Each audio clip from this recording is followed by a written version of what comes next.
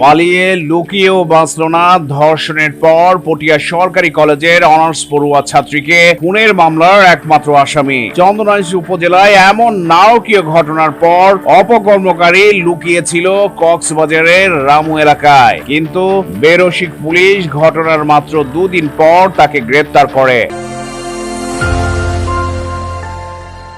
চট্টগ্রামের চন্দনাইশে নানার বাড়িতে বেড়াতে এসে কলেজ ছাত্রী আরজু আক্তারকে ধর্ষণের পর হত্যা মামলার প্রধান আসামি নাজিম উদ্দিনকে গ্রেপ্তার করেছে জেলা গোয়েন্দা পুলিশ। বৃহস্পতিবার রাতে কক্সবাজারের রামু উপজেলা থেকে তাকে গ্রেপ্তার করে ডিবি পুলিশ। শুক্রবার বিষয়টি চট্টগ্রাম প্রতিদিনকে নিশ্চিত করেন চট্টগ্রাম জেলার অতিরিক্ত পুলিশ সুপার মোহাম্মদ রাসেল। গ্রেপ্তার নাজিম উদ্দিন সাতকানিয়ার খাগারিয়া ইউনিয়নের মৃত সৈয়দ আহমেদের ছেলে। গত মঙ্গলবার রাত 2টার দিকে চন্দনাইশে নানার বাড়িতে শৌচাগার থেকে ওই তরুণীর মরদেহ উদ্ধার করে পুলিশ। তাকে শ্বাসরোধে হত্যা করা হয়েছে বলে ধারণা পুলিশের। এই সময় ঘরের সামনে থেকে রক্তাক্ত অবস্থায় তার নানা নানিকে উদ্ধার করা হয়। তাদের প্রথমে চন্দনাইশ উপজেলার স্বাস্থ্য কমপ্লেক্সে, পরে চট্টগ্রাম মেডিকেল কলেজ হাসপাতালে ভর্তি করা হয়। চন্দনাইশ থানার ওসি মোহাম্মদ নুরুজ্জামান বলেন, গত বুধবার রাতে নিহত তরুণীর বাবা বাদী হয়ে চন্দনাইশ থানায় ধর্ষণ চেষ্টা ও হত্যা মামলা করেন। মামলায় নাজিম উদ্দিনকে একমাত্র আসামি করা হয়।